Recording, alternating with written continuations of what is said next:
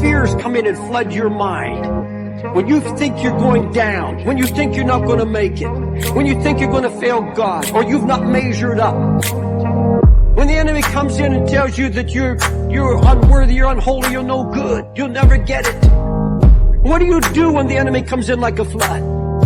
You see, the Lord raises up a standard. Let me show you what that standard is. Look at verse 1. The Lord reigneth. He is clothed with majesty. The Lord is clothed with strength, wherewith he hath girded himself. And he's put on his armor and set for battle. You have to have a clear vision that your Lord and Savior is standing by. His eyes on your flood. His eyes on you. You have to have a clear vision of what God has promised here. I've not ignored you.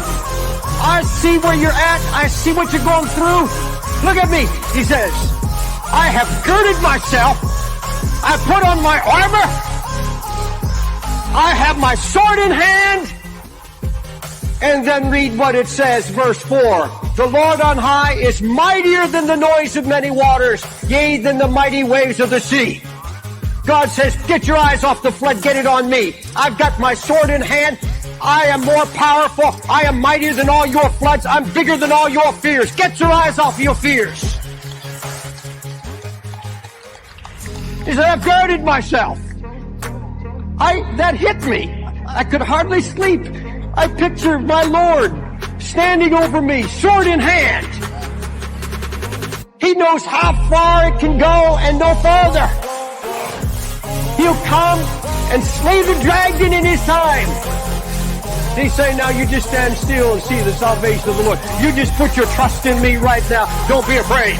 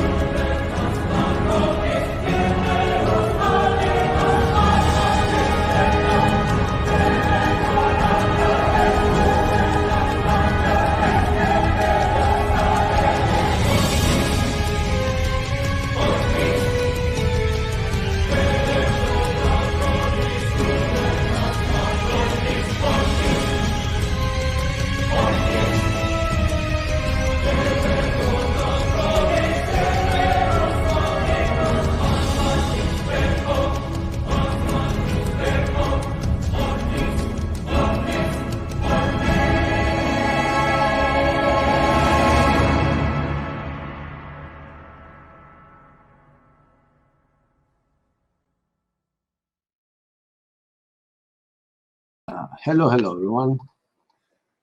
I actually made this short intro in 5 minutes, so I saw a lot of errors. First off, I did not scale the frame size, so a 720p clip came out smaller. Now let me get the background going, which is our Bible. Let me hide myself so we can see more of it. And hello. I've been a little busy, which I didn't expect. I had a friend inviting me to a show, which I completely missed because there was another show that had my name on it. So it was like inviting me to go over, and I did, and I had a great time. We discussed a lot of things, and it was nice. And then I didn't do anything for this one, but I'm gonna bring up my tabs again. How is everybody doing? Yeah, no, I meant the final part, the one with where were we? which, all right, until I bring my tabs, at least,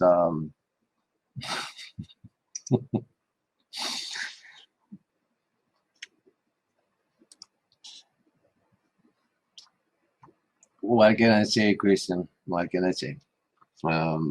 We like intros. Intros are good. There are other intros, the ones that people go live and say, and we're live. Oh, okay. Hi, everyone.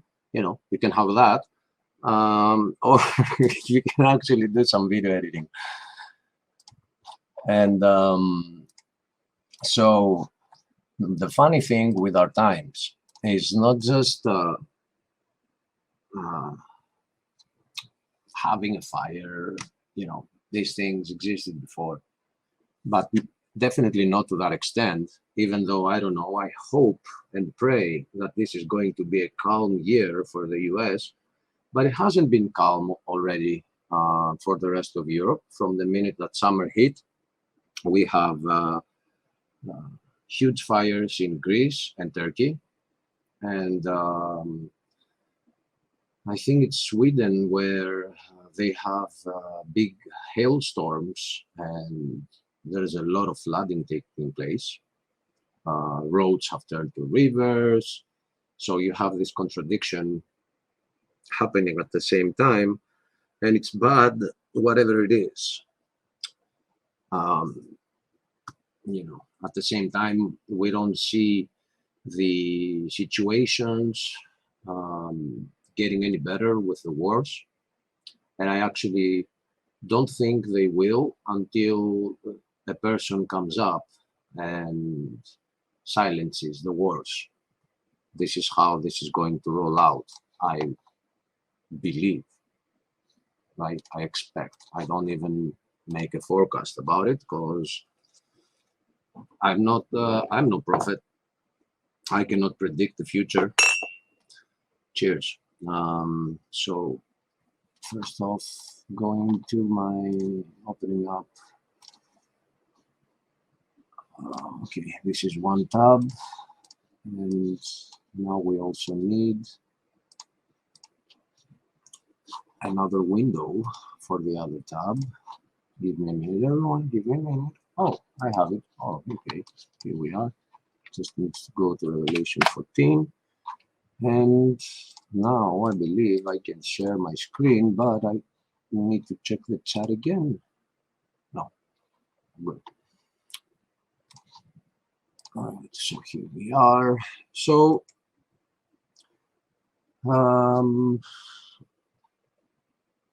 we've read through all the way till chapter 13, and we've, I believe, I hope this study has offered something that you didn't know. But again, I do need to clearly point this out, that I am a reborn Christian, which is, I consider myself 8 years old.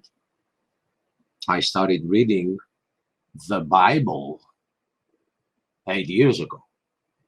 So nobody's saying that this is going to be the best study of the book of Revelation that you can get. Like, I know so many things that I haven't touched upon, and we are already on part P.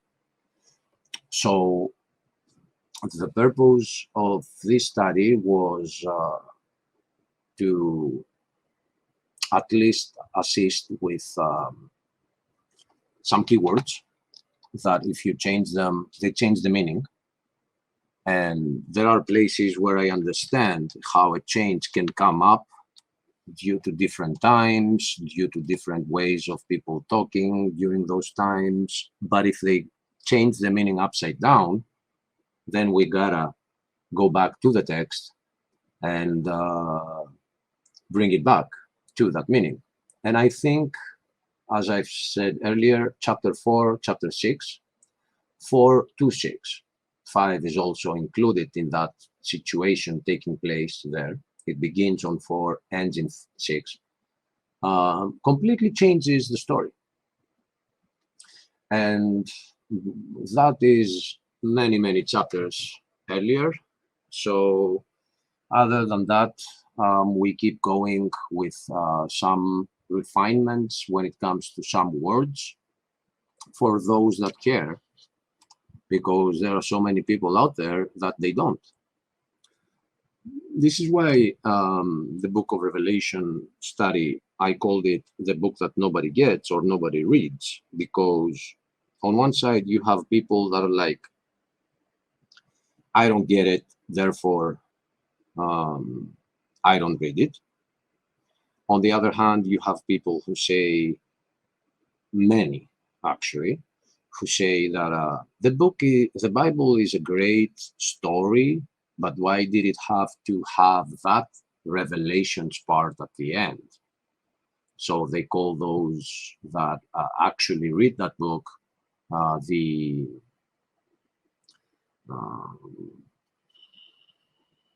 I can't remember the word atheists are using for the book of Revelation and those that are reading it. I remember Bill Hicks making a joke about this. This is where I started getting annoyed, because it is a book of the Bible, and it was not added to the Bible by people who wanted to have something to gain out of it. It describes God's wrath and the tribulation, but also the hope.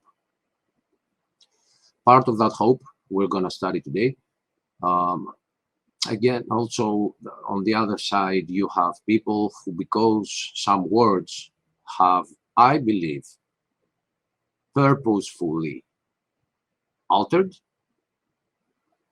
although they are very much educated on the Bible, on the issue, and I respect them a lot and I love them to my heart, they see the wrong message.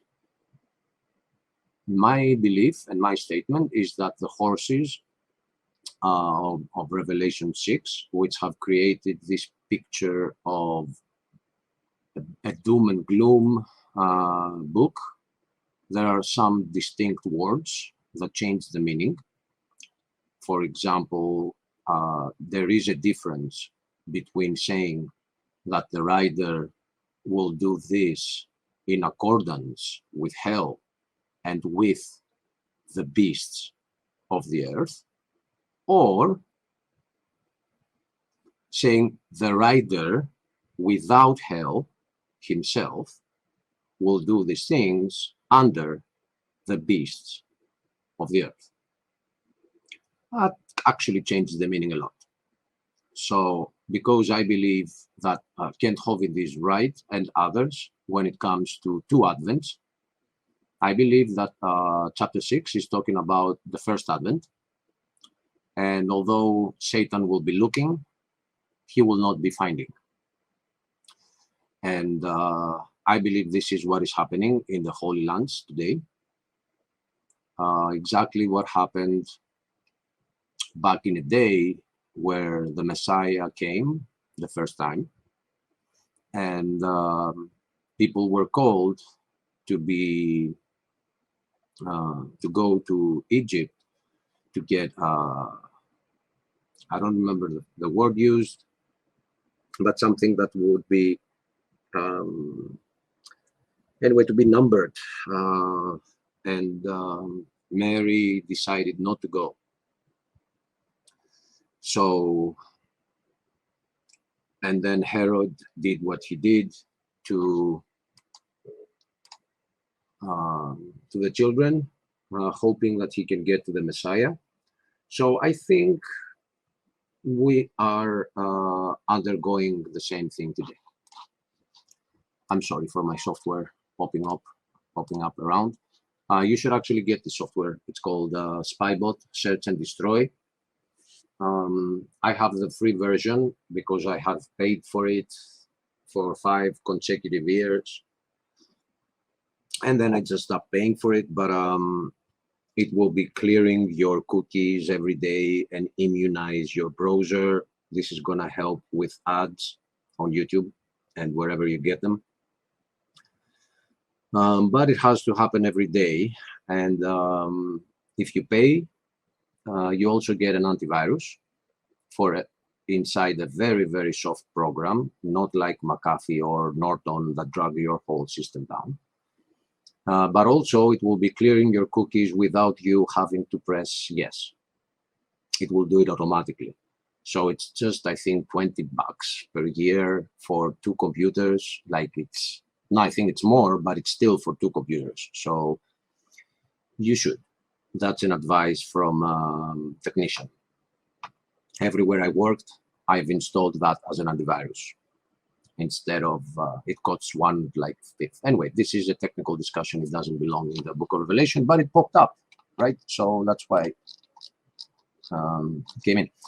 So overall, if that is the case, with the 2 Advents, it actually has some foundation to be backed up, but in order to see it, you have to have the correct words. So I'm not going to excuse myself again for doing this. I know there are people that say, don't, you're attacking the Word of God. I'm not attacking the Word of God. If there is something that is not there, it shouldn't be there if it doesn't belong there. So if you have the word under being changed to the word with, then we are talking about something malevolent or something too dumb to leave it in there. But anyway, we have moved on and we are on chapter 14 now, where we get a small break from the woes that we had been reading. Part of them being describing the beasts, the 2 beasts, which we know is going to be something that the Antichrist will be coming from,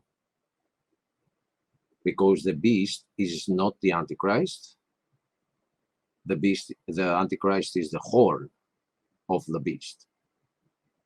And there is a second beast, which we call the false prophet. But at the same time, if the Antichrist is not a beast in himself, but he is the little horn of a bigger beast, then the same goes, or might be possible, for the false prophet. I say that because I believe the false prophet being the Pope, and the beast is not the Pope. The beast is what the Pope is riding. And it's the Catholic Church, which had some good history. It also had some bad history. I actually got somebody said to a sister yesterday, and it kind of aggravated me, so I'm going to apologize for the aggravation. But it was before you attack Catholicism, you should check out the history of it. So one thing I did not respond back then, I said other things, but one thing I forgot to say is, which part of its history should we study? Should we study the part that people can find on Wikipedia? Or should we study what the Catholic Church did all over the Balkans and how all the gold of the people that were executed in Nazi camps was taken to the Vatican? Which part of working together with Adolf should I leave out so I can see a better history? So I come from a country where we are Orthodox, and we are proud for being Orthodox. People that know me know that I have issues with Orthodoxy too, but at the same time, I'm completely in line with them when it comes to the schismatic nature of the Catholic Church. There is a reason for the schism. But then Orthodoxy started resembling the Catholic Church a lot. We too have become Mary worshippers. We worship saints. The whole war that you see happening with UKR and our US, it is partly territorial. It is partly some things you hear if you at least get the right news. which not the majority of the US doesn't. I'm sorry. I'm not sorry for saying it. I'm sorry it's happening. Because when they say we're going to ban the channel for you, as they did for me too, you did not go out to find the channel and see the two sides so you can make an intelligent decision of how things happen.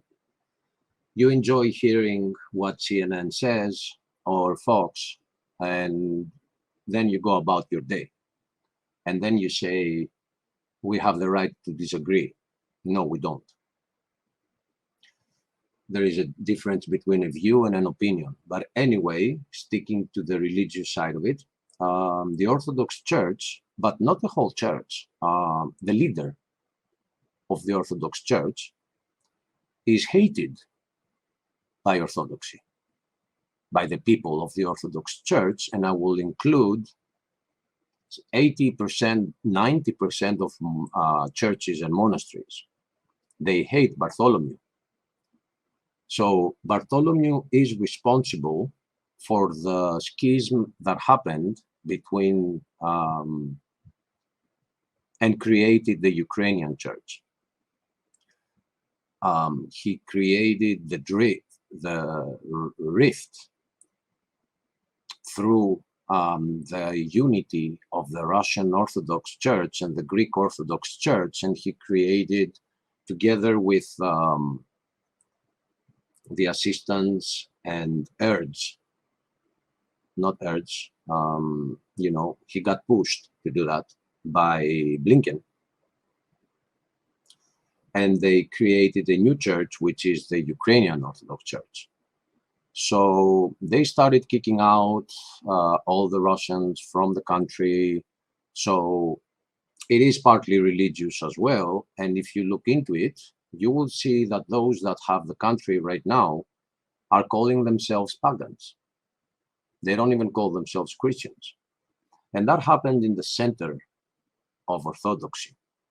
Like if you take the span from Russia to Greece, the center is Ukraine. Right in that center, Bartholomew is responsible for creating a new entity of a religion that they are free to do what they want. And what they do is they bring back people to paganism. So there is a new sect taking place, and they are shouting, we are not Christians, we are pagans. So I'm pretty sure Fox News didn't tell you that. Or CNN, I mean, you can pick your side, but it's still the same coin. Anyway, finding some truths, you should go to Rumble and find RT and at least hear the other side. And every day it has a new documentary about some stuff. You should watch stuff in general and have your opinion about them. If you don't watch them, your opinion does not matter. It's not an opinion. I mean, it's not a view anyway. I hope you see what I'm saying. So where does that fit into the discussion about the book of Revelation?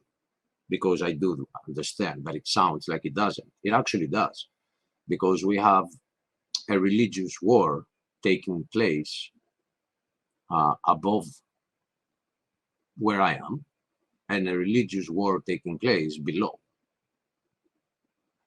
And a lot of people think and want to say that religion is just something, but it's added by men, but created by men. There are those people, but somehow it looks like a lot are happening that do relate to religion.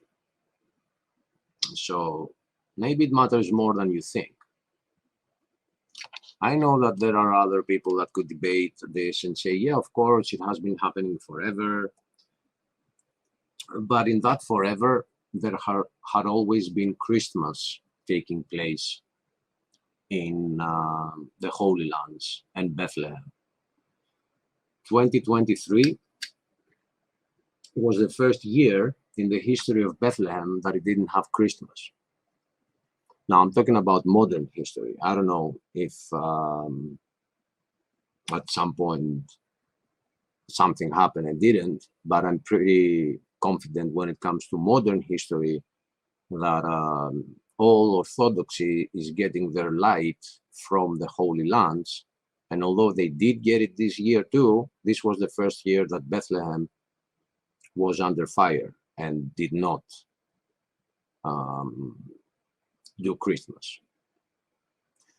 And there have been issues before there, but there have always been some respect when it came to the holiest land. But anyway, so one more thing about that short intro, you should watch. I like this guy a lot. I believe he gives me some sanity in these crazy times that I have been put in. Joy B. Tunes. So he has a video titled Natural Distractions, I think it's called, Natural Disasters and Narcissism. So here I am watching the news and I see a dirt bike going to the fire. And I'm like, I'm a dirt bike rider. I understand, like when you put me on a dirt bike, just to show you there are different riders around. I am the type of rider that when you put me on a dirt bike, I feel like you just tucked me into my bed. It's the most familiar feeling in the world for me. It comes natural to me, just like to you, it comes to breathe. But when there were forest fires around my area, I never took a dirt bike to the fire. Why? Because I was bringing a liability to the fire.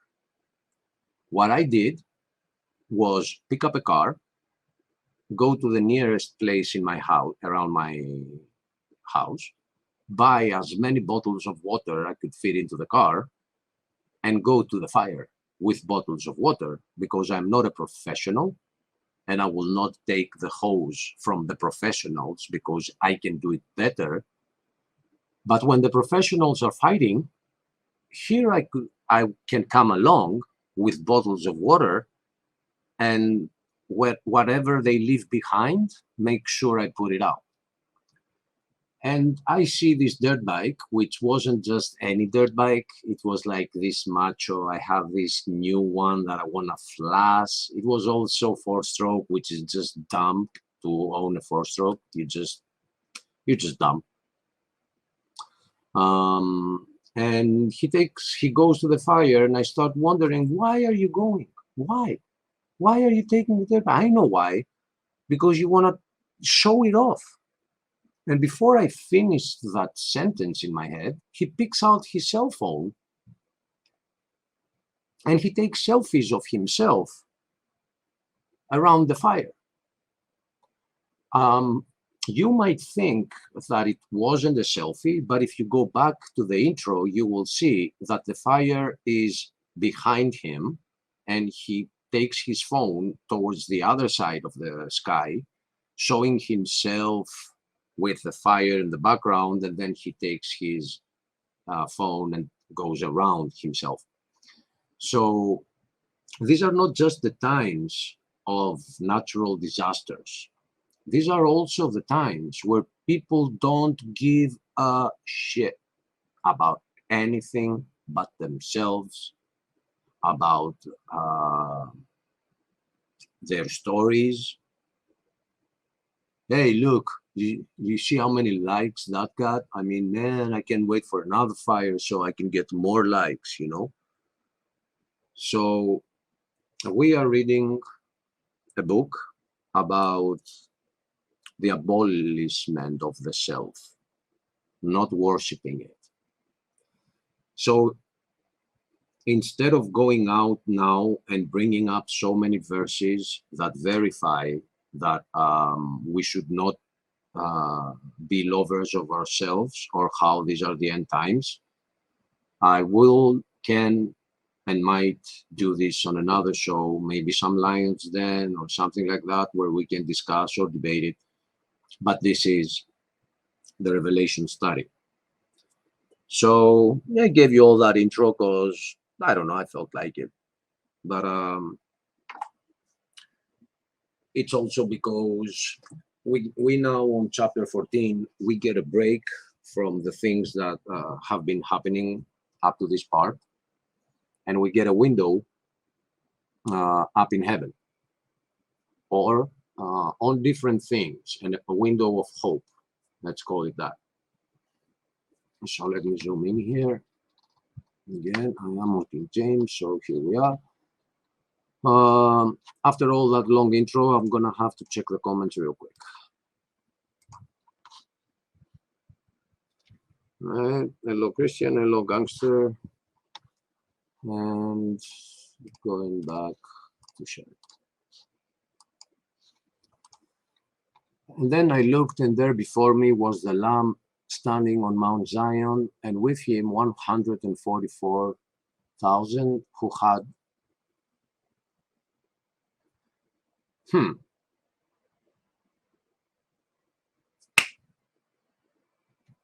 Now, if you follow the rest of this study, which I'm not doing for myself, the things that I'm saying on the study, in the study, I personally know them. So the study is for you. So if you do go back, you'll see that I had a problem on chapter 6 with how the word aftu was translated to them when it means his. And here we are, that the King James translation actually knows that aftu means his. But when it comes to the writer,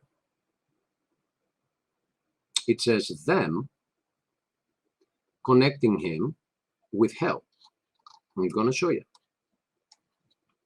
I don't know if you don't find this terribly important, but I do.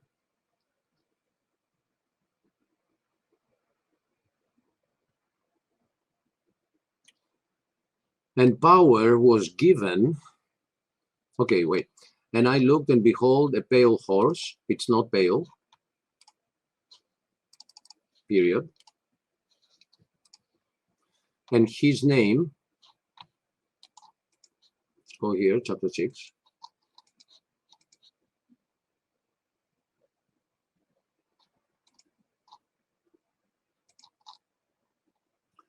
So don't tell me these are, they have to do with, you know, the English of the time. Stop strawmanning this. This is very important. It changes the meaning and turns it upside down.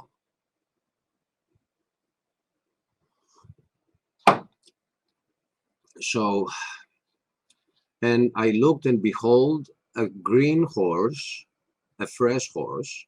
But anyway, let's keep going. A pale horse, right? And his name, and you get here aftu, and then afto, because it means the name of him and his name, okay? That sat on it, not him, was death, and hell, which is not the right word. The right word is Hades, followed him, not with. Well, wait a minute. Aren't these enough to completely change the meaning? Because, and behold, I saw a fresh horse, and the name that sat on it was death, and Hades, meaning death, being dead, followed him. Well, if death follows you, you might call yourself whatever you want to call yourself, but you'll die.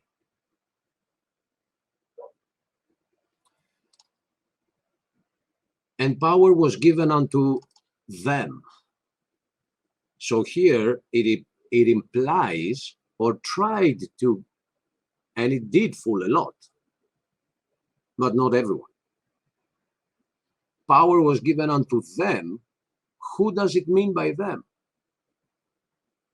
Death and hell. But the word is not them, it's him. It is Avto, which is the third fall of Avtu, which is him.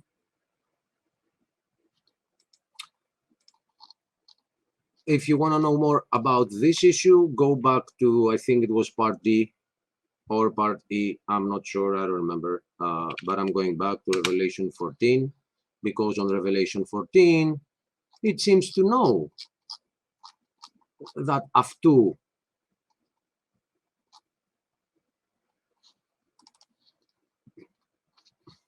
is him.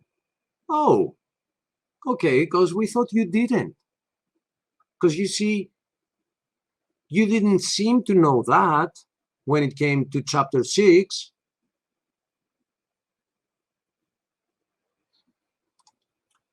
A 144,000 having his father's name written in their foreheads. I'm not sure about that. 144,000 having the name of him. Okay, ladies and gentlemen, I don't care if you don't like this. I don't like it either. But here it doesn't say having his father's name. It says having his name. So I saw the Lamb staying on Mount Zion, having his name and the name of his father. Το όνομα is the name, αυτού, of him. And και, again, το όνομα, the name, of πατρός, from πατέρας. It's the second fall of πατέρας, and it means father. Αυτού, of his. So, having the name of him, which one is that? It's the Lamb, and the name of his father written over, not in, over their foreheads, on their foreheads.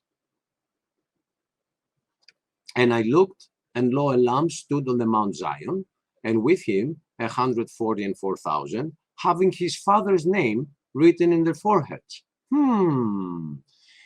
Why do I remember Jesus saying to the Pharisees that if you don't have the Son, you do not have the Father? Well, looks like the King James forgot.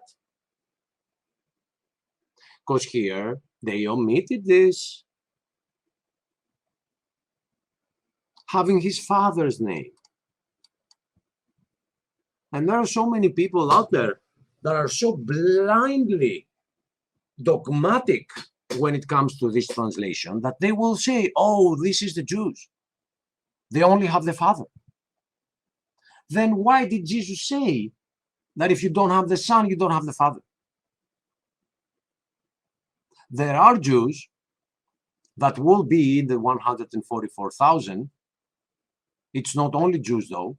The tribes are not. You should watch other pastors talking about this. They're not just the Jews. They're the tribes of Judah, but it's not the Jews that we know today. And we know from Isaiah that there will be a new branch coming out of the stump. The stump is the old Israel, and the new tree that is coming out of that stump begins with Jesus. And every leaf that comes from it will be from the stem of Jesus. So yes, there will be there will be Jews that will be included in the rapture or in the kingdom because of the promise towards the Jews, but also because they accepted the Messiah. It's not about all of them, just by definition that you are a Jew, or you're saved already, you don't need the Messiah. No, that's not the case. So how can the book of Revelation, in the official translation, the King James, removing the part that says having the name of the Lamb and making it having his father's name only?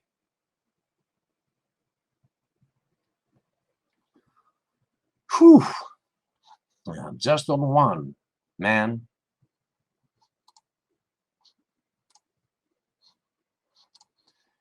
And I heard a voice from the sky as a voice of many waters and as a voice of a great thunder. And the voice that I heard as a guitaring within their guitars. Okay, let me read what it says here. Yeah, we faced this before. The word is guitar, but maybe that was the word being used back then for a harp, because, yeah, it is translated as harp. And I heard a voice from heaven as the voice of many waters and as the voice of a great thunder. And I heard the voice of harpers harping with their harps. Well, there is a slight difference here. It says that the voice that I heard was of harpers harping with their harps.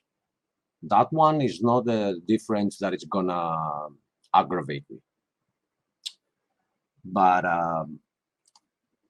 the way I would read it from the King James, if I didn't have the Greek next, would be that, oh, that's another voice. I heard one voice of many waters as the voice of a great thunder, and I heard the voice of harpers. So that sounds like a different voice, but the text is very clear. It says, I heard a voice of many waters, which we know is the voice of God, and as the voice of thunder, and the voice that I heard was as harpers harping with their harps.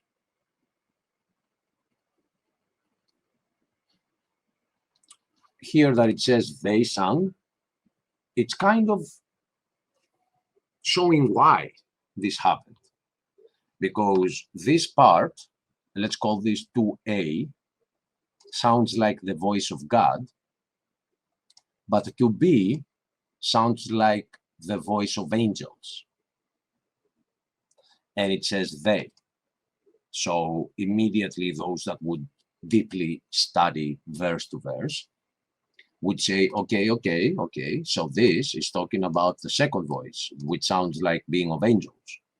Well, no, that's not what's happening, because the word being used here is in the singular tense, and it said, and it gave out a song, a new song. The voice did. So where did that they come from?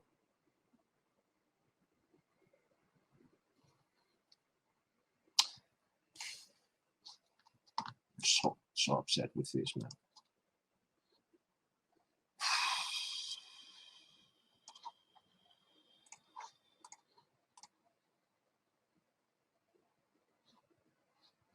How can I turn this red? I don't mean the whole statement, but there should be something here pointing out that it's the same voice.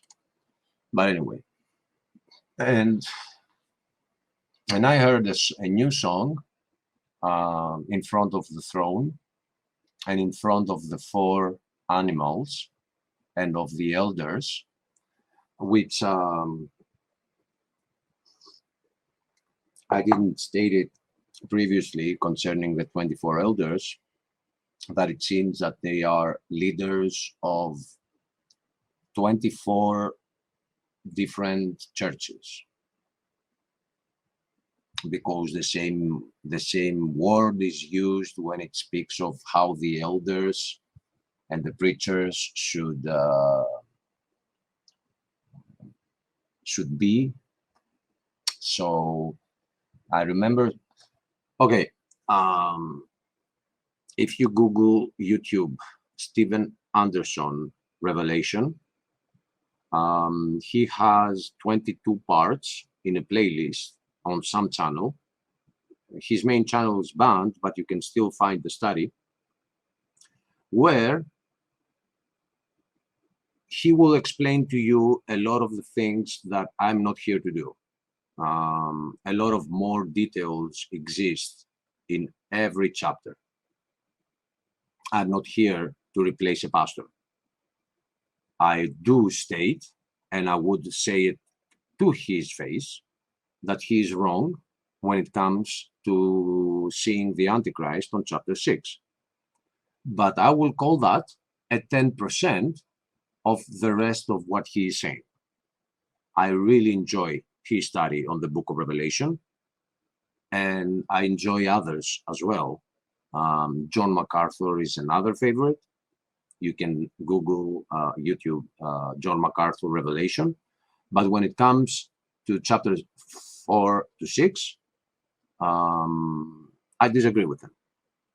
We are meant to disagree, right?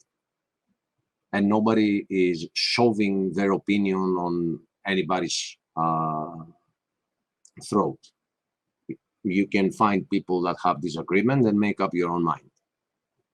So I'm no elder, but I'm a new kid on the block.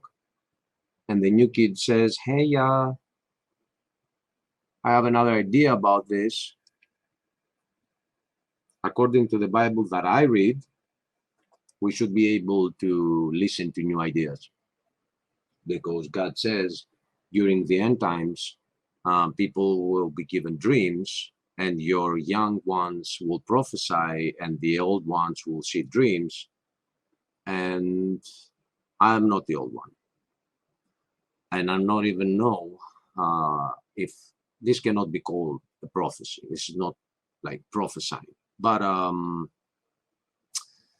I feel very strongly about this. You cannot change the word him to they, and then when you meet it again, change it to him again. And then when it's convenient, change it to they again. It's not, that's not Greek. That's why Greek is the mother of languages. Like in English, you have you, and it can be both plural and singular. I'm sorry for that. But decadence isn't easy, is it? Disturbed. You gotta listen to that song. Disturbed Decadence. Look it up. Disturbed is a Jewish band. They have a lot of anger, yet they try not to sin. I don't know if they have accepted the Messiah, but there are a lot of their songs that I like a lot. One of them that I've dedicated to the Antichrist is Deify You. They view you as the new Messiah. They wrote that for Bush, but I see a different, deeper meaning for later times as well. I mean, I never saw Bush as the Messiah, but that's who they wrote the song for. And another song from Disturbed that I liked a lot is Forgiven. Well, actually, the whole album called 10,000 Fists, if you are into hardish rock, I cannot separate songs from that album. One is better than the other one. Anyway, back to the study. Musical break. So, and it sang as it were a new song before the throne and before the four animals. There is a distinction between the word animal and the word beast. And if you are to understand the book of Revelation, you should have the difference when it's referring to four living creatures that are surrounding the throne and are cherubims and are described to you in the book of Ezekiel clearly. with therion, which is beast. And here we do not get therion, we get animal. The reason that matters a lot is because it changes the message of Revelation 4 to 6. And the fact that the word used for animal in Greek comes from the word life. And God being the life giver and the cherubims, part of that, the word being used is those giving life, which is animals. But your English on animals doesn't imply that, doesn't imply life. The Greek word does. And it is from the word zoe, which is life, Z omega. But here it is animals, and I'm just saying that's where it comes from. It comes from having life. Therion is a beast. Anyway, before the four animals and the elders, and no man could learn that song but 144,000 which were redeemed from the earth. One thing to note here is the rapture has taken place.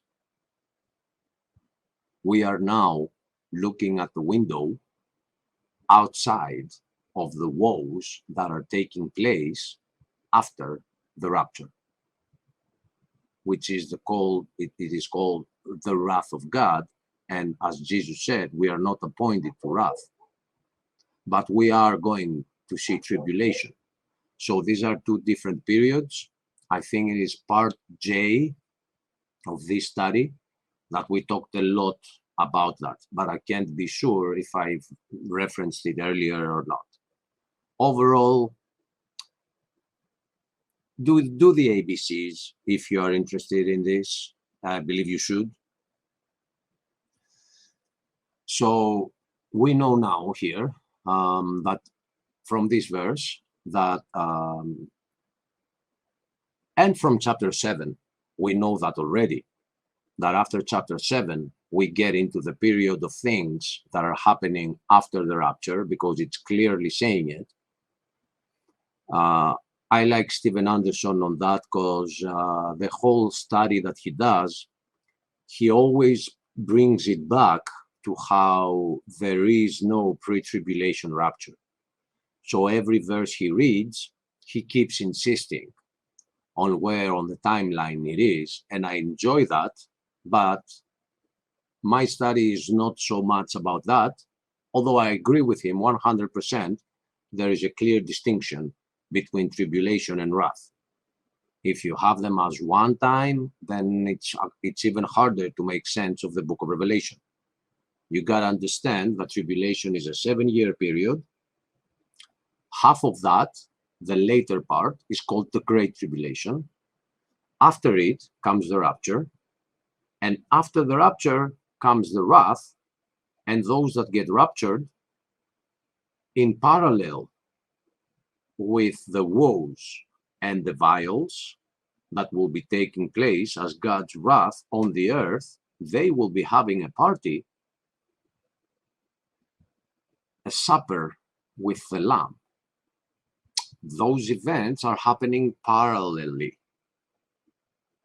And then Jesus comes and brings the church with him as well on white horses. But we'll see that later too. So these are they which were not defiled with women, for they are virgins. These are they which follow the Lamb whithersoever he goeth. These were redeemed from among men, being the firstfruits unto God and to the Lamb.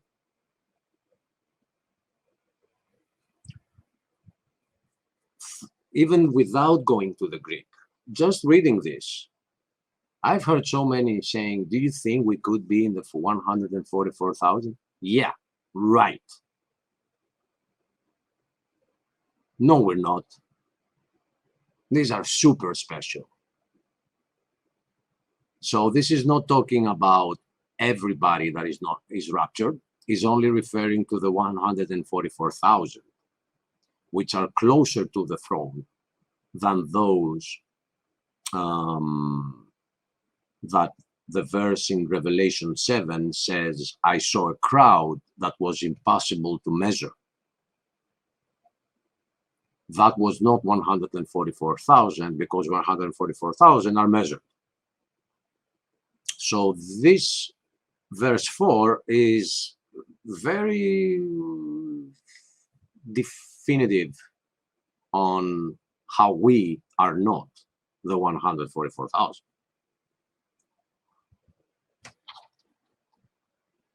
So those are those who with women did not defile themselves and are virgins.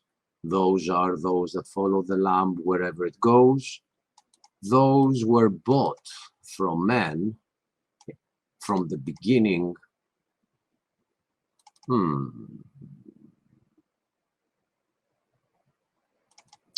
Well, aparchi, the literal, let me see what the King James says. Being the first fruits. Well, this is a toughie, because it has a metaphorical meaning, but also literal meaning. If we take the literal meaning, it verifies other verses which people use for predestination, because ap, archi, is two words. Ap is apo, from. Archi is beginning. So from the beginning. So those were bought through men, from God, unto God, and unto the Lamb from the beginning. Now, some people out there who believe in predestination will say, oh yeah, actually, it doesn't say that in the King James though. It doesn't say from the beginning, but the word is clear, from the beginning, aparchi. So the metaphorical sense of, I don't know, I'm too blinded by the literal right now, and I don't see how you could use this metaphorically. But I will say that there is no predestination. The Bible is all about free choice. But the power of God is such that he goes back and forth in time, and he can know from the beginning, because he's been to the end. So even though this word has been omitted from the text in English, I guess if I go to Bible Hub, I will find it on another translation. But at least the King James that we're reading, it doesn't say from the beginning. But the text does. But even if it does, that doesn't call for predestination. Saying that some are predestined for greatness and some aren't is making God evil. Like, why allow people to be born if they are going to hell? That's not what God wants. He wants us to have our opportunities. But he goes to the end, and he knows all the actions that we will do. He has been to your funeral already. I know you haven't, or I haven't, but he has. There is no time for God. He is outside of time. He is the creator of everything. So having that power, of course he knows from the beginning. But he doesn't predestine. Anyway, you know, things. And no lie was found with in their mouths. Amomy. Well, I don't know what guile is. I might have to look that up just to see if this is a bad change.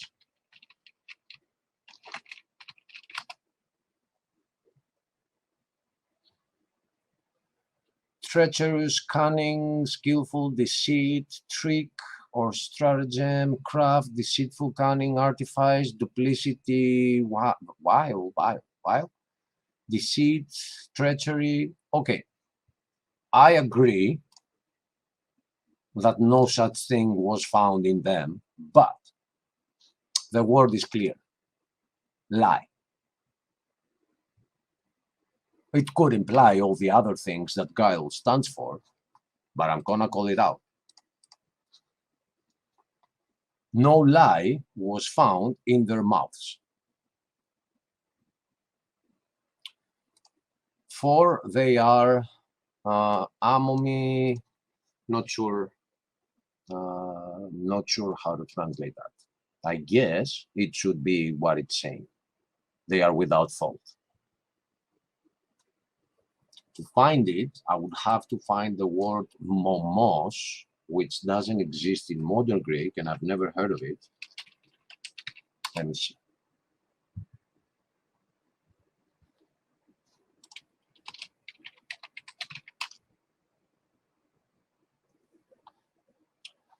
No, momos. Okay.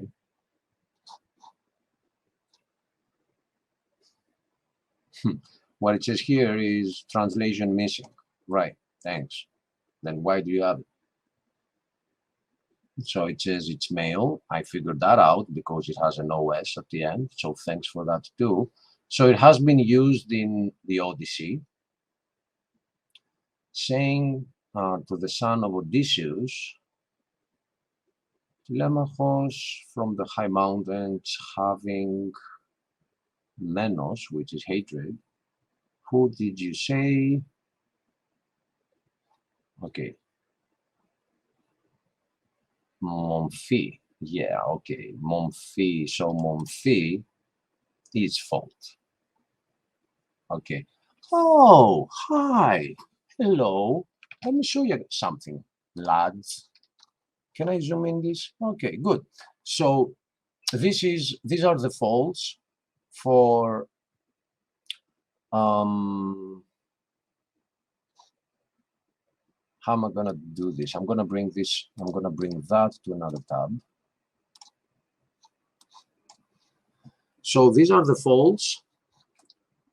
I remember John MacArthur saying something which I not only disagree with, but pisses me off as well, which was that Greek are not understandable. You have to memorize everything. And I said at the beginning of this study that is true if you start at your 70s and all you're trying to do is understand the Bible. Yeah, you're going to have to memorize a lot. But if you start from ABC, as any language should, like if you take your child, your American, your English, your Swedish child to learn Greek, they're not going to memorize. They're going to learn how the words get created, what the folds are. So when they read, they will be able to read the words, because all languages, Mr. MacArthur, have this thing called grammar and that other thing called syntax. And then you add the third thing to that called dictionary. So these three are three different entities. Once you put them together, you can have a language. So somebody might be able to read Greek and then at the end of the sentence, not knowing one word. That is a dictionary issue. That is not a grammatical issue. That is not a syntax issue. But if you start with dictionary and you remain on dictionary without trying to understand the syntax and the grammar, There is no way that you don't have to memorize. But if you start on ABC and you get into the grammar, you will not need to memorize anything. Damn. Mic drop. Anyway, so let's just get into the grammar here for a sec. And this word amomos, momos is the word momos, meaning without. It's the negating a. You have that in English in some words, but not all of them. When a word starts with a, sometimes it is two words and the a negates it. So atheist comes from the word God, which is theos. So a theist is somebody who believes, and atheist is the opposite, somebody who doesn't believe. So this is the case here as well. That comes from Greek. That's why we call it the mother of languages. English is a child, a spoiled one. And it's not, I mean, it's not the fact that the language has deteriorated that I'm annoyed. It's the arrogance that we don't need to know it because we have the bomb, you know? That's what makes it a spoiled child. We got the bomb, man. Shut up. We got the bomb. We used it too. So on the grammar, on the right side, you're going to see we have the word amomi here. And we have the negating a. So please remove the a for now and take this word as it is, momi, and go to the board on the right. Do you find it here? It's right here. So this is singular on the left side. This is singular. And on the right side, we have the plural. I have a reason for doing this. It has to do with the him and they. So here we have the, I need to actually go into now the English and see the folds so I can tell you the names.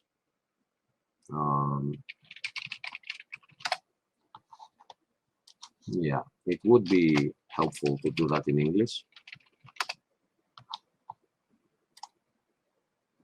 I didn't mean waterfalls.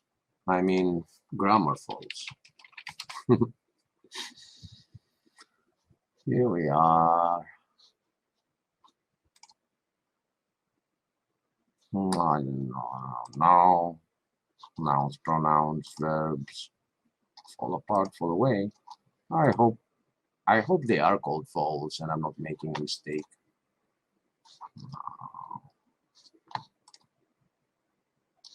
No.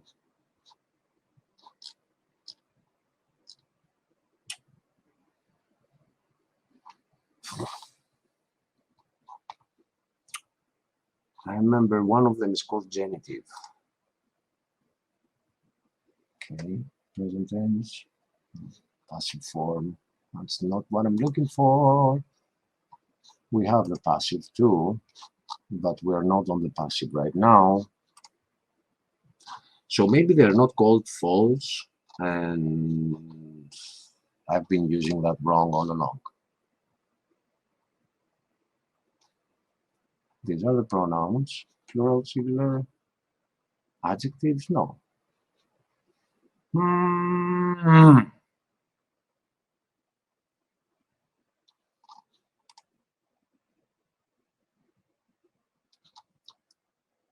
Definitely not tenses. I'm not looking for tenses. I'm looking for false. I remember they're called false. What is going on here? Close. Close. I think they're called clauses. I see.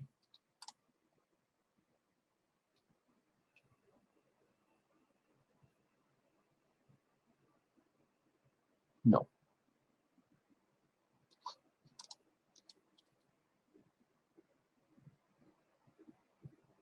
No. I remember they were called false. back in my day.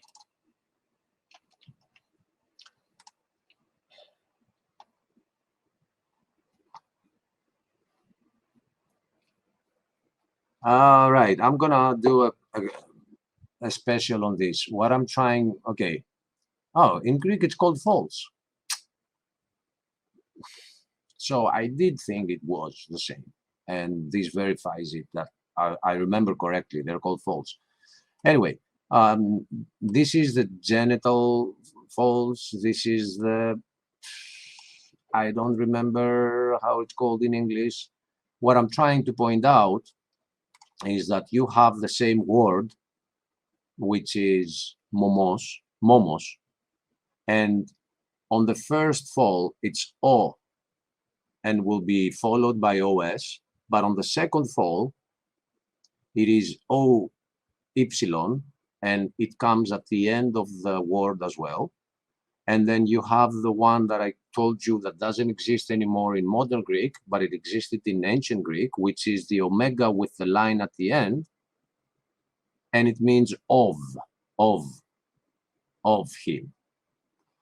In modern Greek, this has been deleted and it has been replaced by just the second fall, the genital, I think it's called fall. And then we have the momon, on and on. Why this matters is because I can replace this with the word him, which I'll bring up that window, because for you it looks like Greek. Now I'll just do this. Yeah, oh no, I'll go there because I know that I have both of them here. So here we have on Revelation 6:8, αυτού. So if you take this o ypsilon, which is u, you should check the Greek classes that we have here in the Proverbs to see how to pronounce that. It's not oe, it's u. Αυτού. So can you find that αυτού here? Here it is, momou. So it is the second fall of the word αυτός. That means him. So αυτός, get out of my face, Billy. So αυτός, which means him, on the first fall would be αυτός. On the second fall would be αυτού. On the third fall would be αυτό with an omega and the line at the end, which is right here.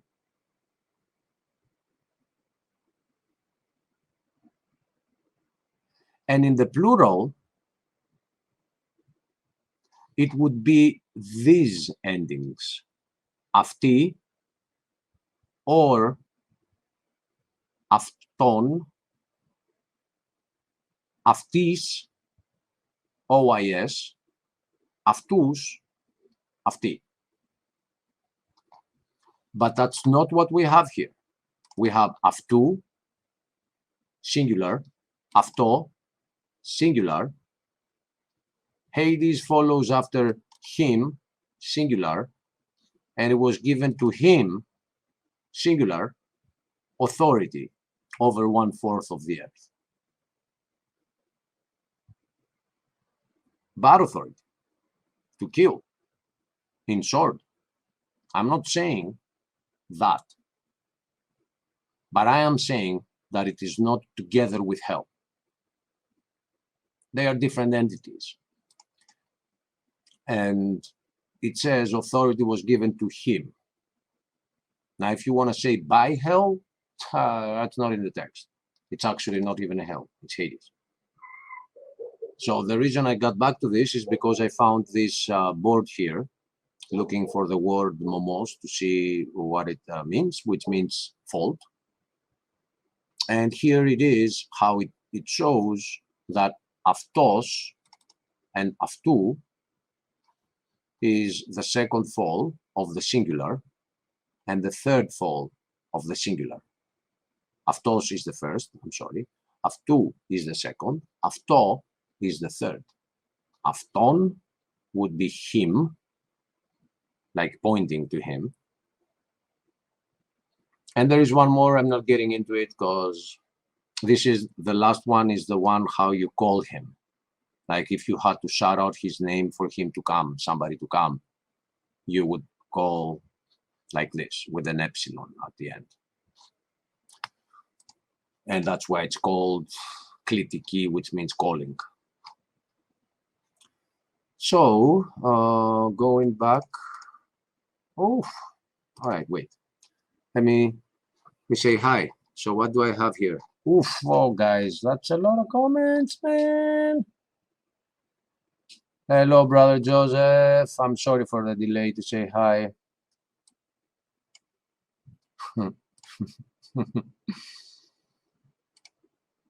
Hello, Isaac.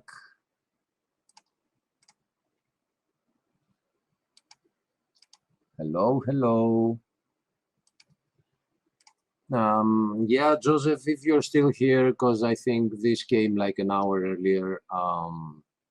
I'm going solo on this study because I want to do it so bad that I couldn't wait to plan it with anyone, to excuse my actions. No, I don't have to, but I'm just saying. I've been trying to get into the book of Revelation since I arrived here. And I've heard a lot, like some are saying not now, some are saying let's do it later, but first let's do that and that and that and that. Others are saying I actually don't care. I care for the current times, not the end times. Well, every opinion is respected, but I cannot wait forever until somebody comes along that says, hey, let's do this together. I cannot wait for that. So I'm going solo, but whoever has access from the backstage can come in. Sometimes I threw links out there. I didn't have a bad time when I did, but you see how far, how deep we can get in language or in text, and that's even doing it solo. So let's just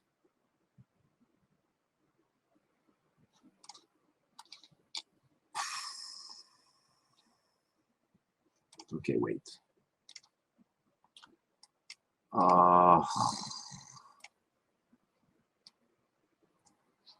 Wait a minute. Got lost in the times. Oh baby, baby.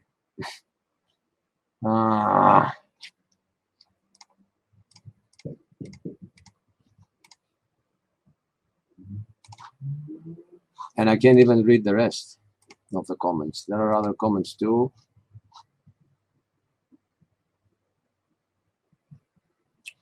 And I can't get to them.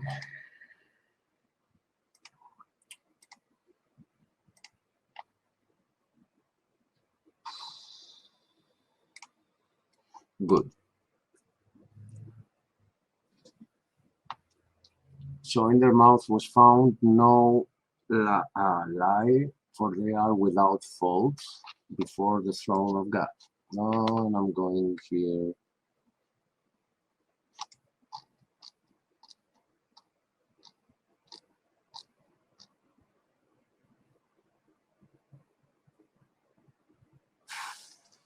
(14:6).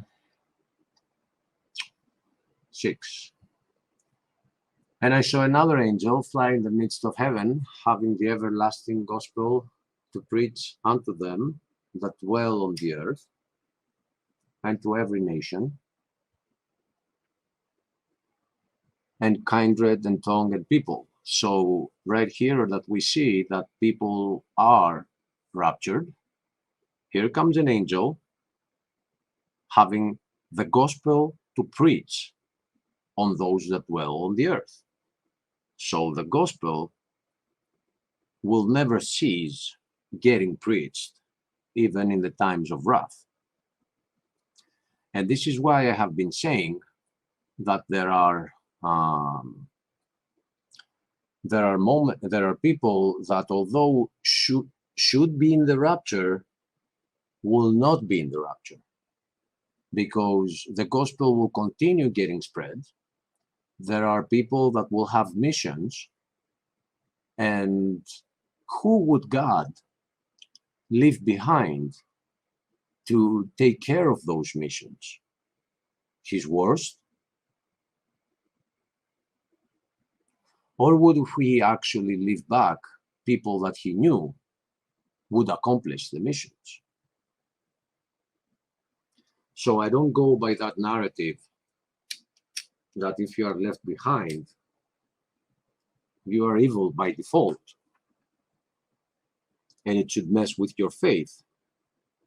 You should trust God on anything, even on that. He might left you behind to save your brother.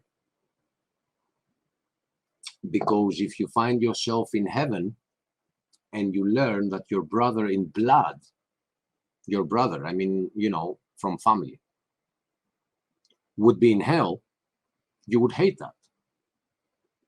So if God leaves you behind, it might be for saving your brother too.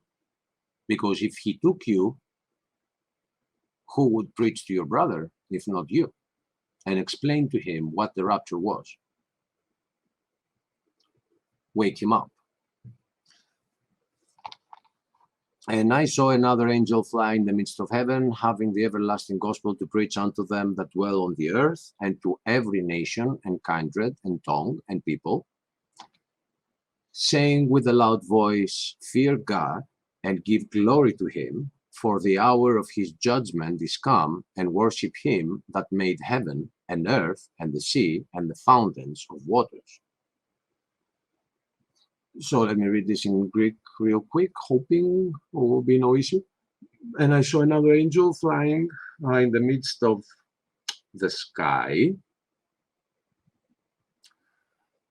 having the gospel of everlasting, yes, over those dwelling on the earth and over every nation and tribe and language and peoples, saying in a voice loud, fear the Lord and give him the glory. See here, him, that the time of his judgment has come, and bow, worship, okay. The one that created the heavens and the earth, the sky and the earth and the sea and the streams, the sources, fountains of waters, okay. And a second angel, and there followed another angel saying, Babylon is fallen, that great city, because she made all nations drink of the wine of the wrath of her fornication. And the second angel followed, saying, Fallen, the Babylon the great, the one whose wine of her wrath, she, of the wine of the wrath of her fornication. So wait a minute.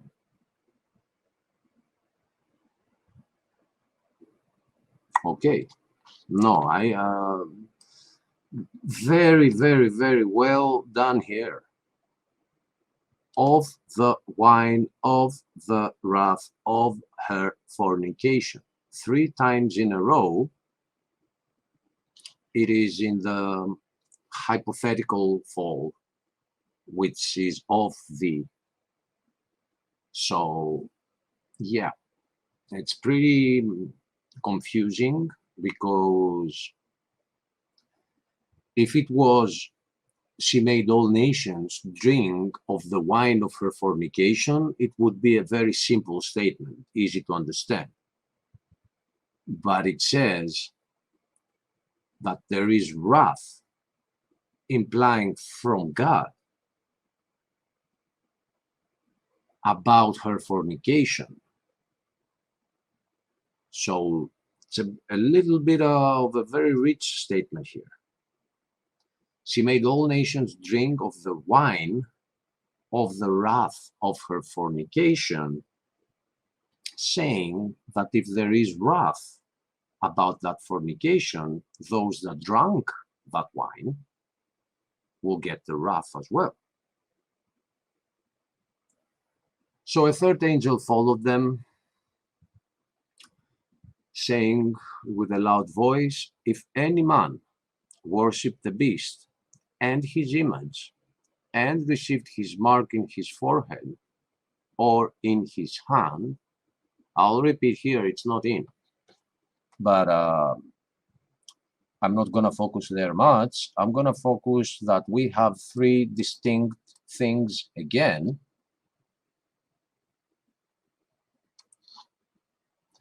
It's the beast, his image, and the mark. These are three different things. But let me see if it is actually saying and. So, again, I will apologize to those that think that I should not be doing this. I will apologize to them for them not agreeing for the reason of this study. Because there is a big difference between the word and the word or. The text says, if any man worship the beast or the image of the beast, or receive the mark on their foreheads or on their hands. So that's not just a small error here. There are people out there that say, okay, maybe I will not do all these three things. You only need to do one of these three to drink the wrath of God. One of the three. Worship the beast or his image, or receive the mark. So you might say the majority of the secular Christians out there, those that are not in their heart truly Christians, they don't want to please God, they just want to be safe. Say, okay, when the mark comes, I'll just won't take it and I'll be fine. But at the same time, I will worship the beast and I will worship his image. I will go to a stadium all day and worship the team that I worship. Now, I'm not saying that's what it is, but we do have idolatry going on about so many things, but people are waiting for the mark to appear and they will not receive it. So the text is very clear. It says, another angel came saying with a big voice, those who bow the beast. Oh, shoot. Guys, I'm sorry. My bad. I'm going to remove this error from here.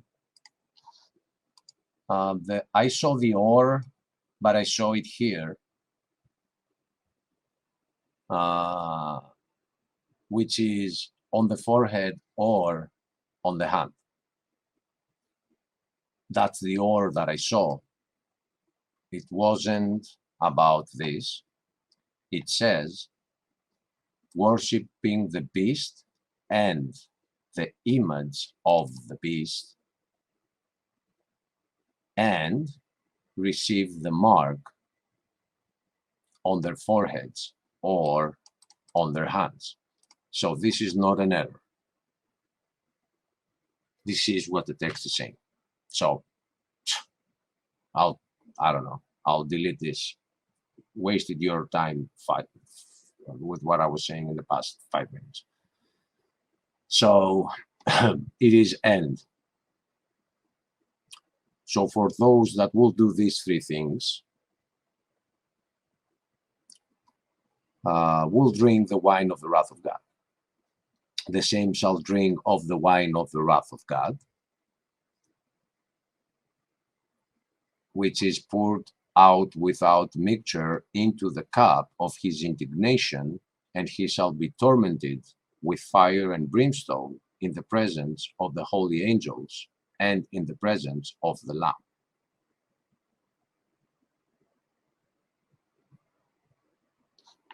And he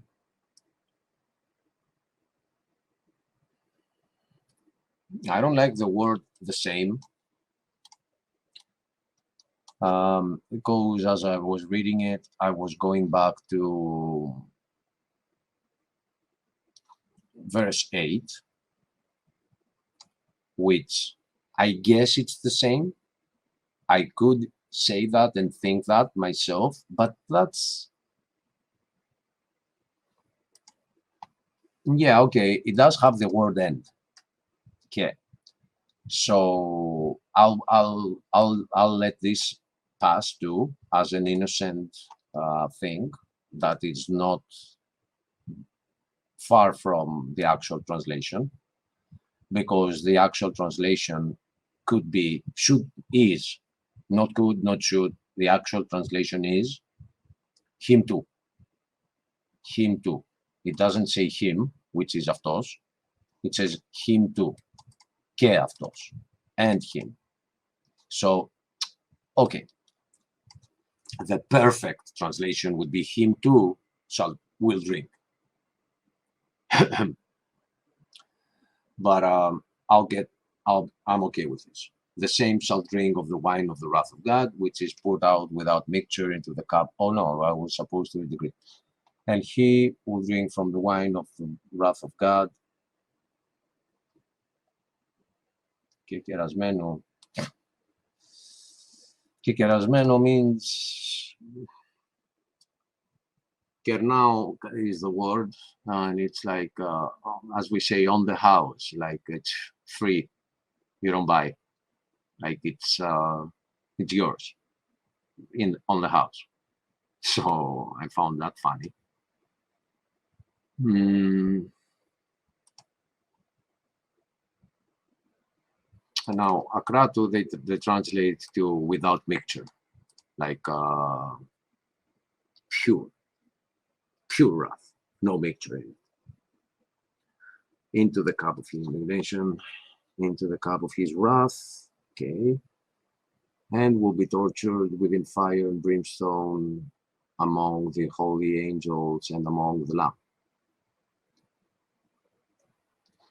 Oh, not among, yeah, in the presence of. And the smoke of their torment,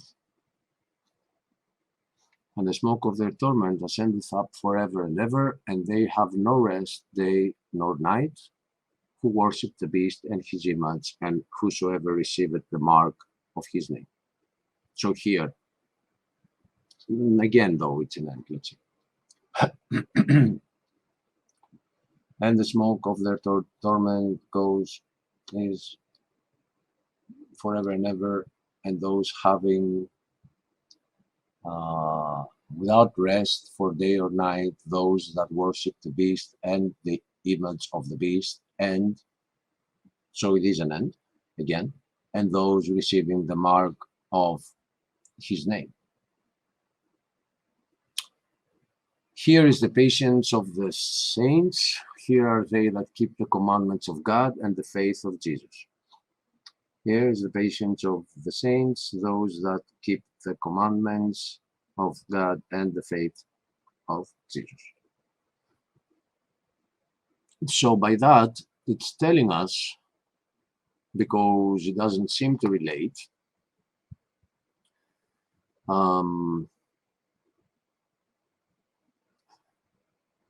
patience in not receiving those.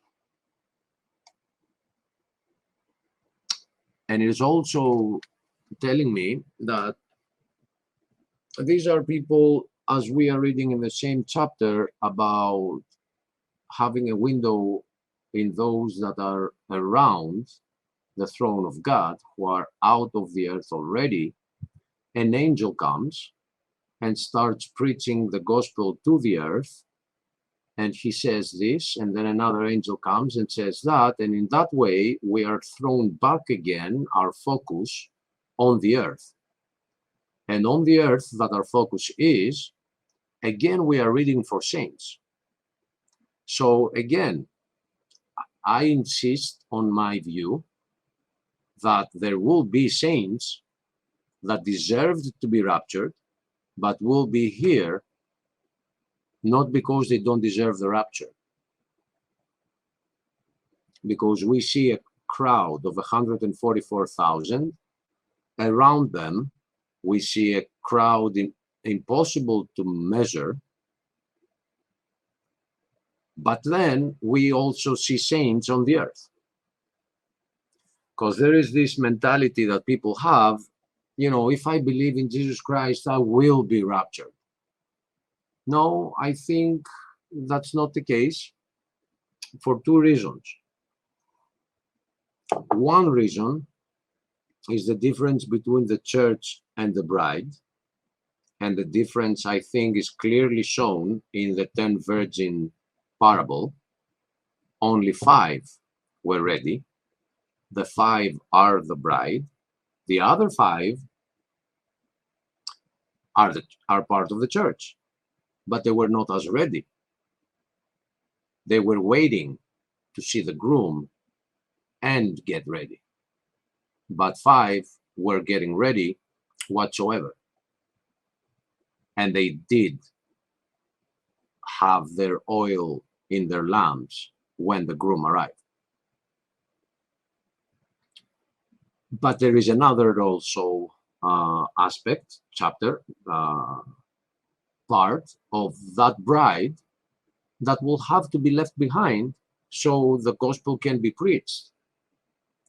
So here we have the patience of the saints in the same chapter that is describing things that are happening above, where the 144 dwell right now. They have been raptured. And we hear about patience of the saints again now. So for me, that verifies it, that there will be people left behind, but not metaphorically left behind, only physically left behind. So they can help others. That's our job, to keep fishing for men and women, right? So if you are left behind, don't see it as a curse. That too can be a blessing for others.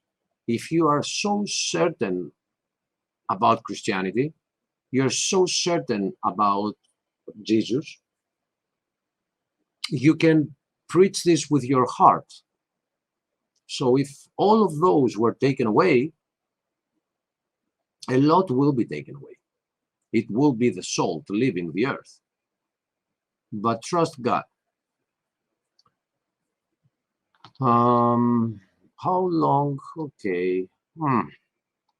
Because I have Ryan's show coming up. All right. I am gonna give this a pause because I have to do a couple of things. Gotta give some meds before I go to Ryan's show.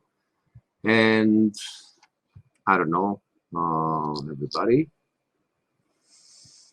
Let me see some comments. Yes, Joseph. Yes, brother. I loved them. I mean, that album, the next album, which was, it was too dark for me. I didn't like it. Like, please, if there are other good songs of Disturbed after the 10,000 Feasts album, point them out to me, because I didn't like them. I didn't like their latest albums. But Stricken is superb. I loved it.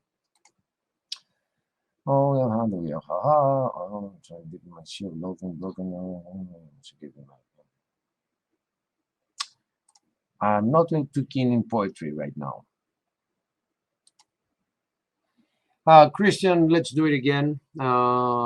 Maybe on next one. But again, you know, there are so many views, and me and you got together, and it created a whole different part. Like, we can do this again. But my purpose is to like offer what I have to offer to the church, and not not focus on debating the issues. We can do that on a secondary light, because there are some things that they are hills I'm not willing to die on. But what I'm doing here solo is the cliffs, not the cliffs, the hills I would die on. That is the words, what the words are saying, and how there seems to be a little bit of a purpose behind those changes.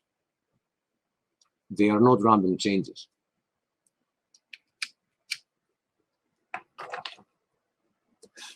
So that being said, I'm gonna wave good night for now, and I'm gonna get myself ready for Ryan. I actually thinking of actually cutting the part that I'm saying about the ore and re-upload this, but I'll see. All right, everybody, thank you. I'll see you probably tomorrow as we get deeper and coming closer to the most hopeful part of the book of Revelation, which is the second coming, the coming kingdom. But we got some vials to get to. Those are pretty rough. I don't understand them fully. I do get some parts of them, but again, this is not a study of somebody who claims to understand the whole book. Just adding as another human being some other parts for your understanding to get a little refined, and maybe you can tell me, hey, now that you told me this, now this actually tells me that. Right? This is what I'm here to do. Not to say that I know all the book, I understand all the book. No, but for me, this is the book that gave me a lot of hope by the chapters that are coming at the end of it. And the promises given to us at the beginning of it. And everywhere I started saying that, what I received was, oh, no. That's a terrible book. That's a bad stuff. Like if I could have my Bible without it. And when I say everywhere, I mean not the internet, I mean churches. I went to Orthodox churches. I went about this. I went to Pentecostal churches. I went to Mount Athos. And it's like I felt like I was hunting people, and they were hiding in caves so they don't listen to this, to discussing the book of Revelation. And then the internet too. So I get it. If we don't understand the fullness of it, we shouldn't be afraid of it.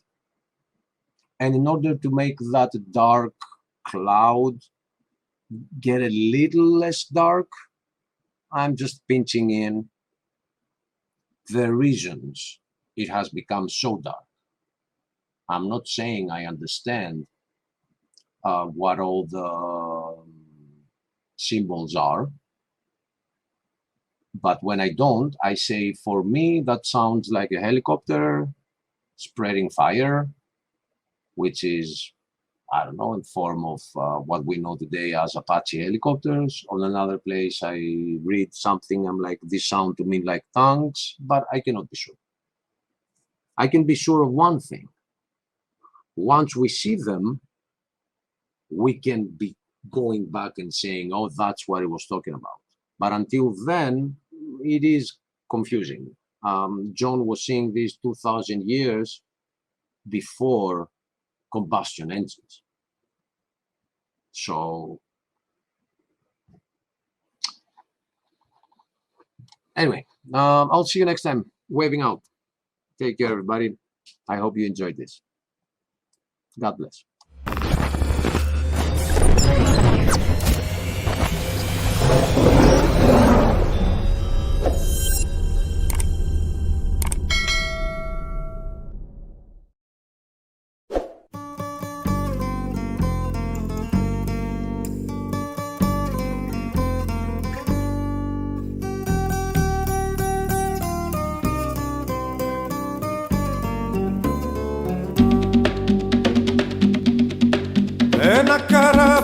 παλιό σαν πιο κάραβο, με κάτι ναύτες τρελούς πειρατές. Σηκώνει άγκυρα άγριο χάραμα, υπάρχουν θέσεις αν θέλεις κενές. Όταν βραδιάζει που λες στο κατάστρωμα, χίλια φωτάκια θα ανάβουν μικρά. Στη συντροφιά μας θα έρχεται ο άνεμος να μας σφυρίζει τραγούδια παλιά. Άντε να λύσουμε, να ξεκινήσουμε, και τους βαρέθηκα, δεν τους μπορώ. Να ξενυχτήσουμε και να μεθύσουμε, να τους ξεχάσουμε όλους εδώ.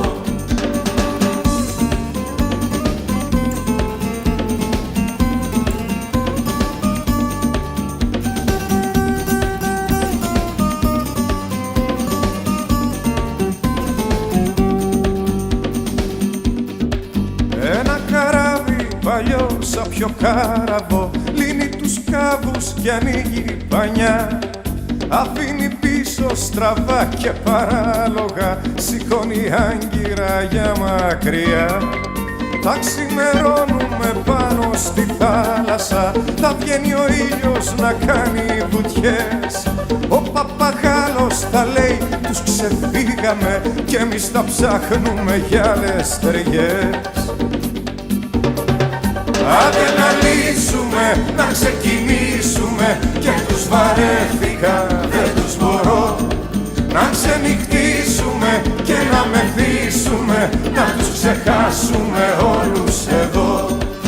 Άντε να λύσουμε, να ξεκινήσουμε, και τους βαρέθηκα, δεν τους μπορώ. Να ξενυχτήσουμε και να μεθύσουμε, να τους ξεχάσουμε όλους εδώ.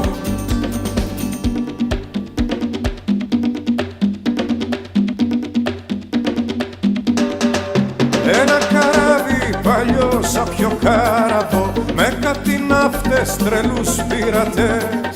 Σηκώνει άγκυρα άγριο χάραμα, υπάρχουν θέσεις αν θέλεις κενές.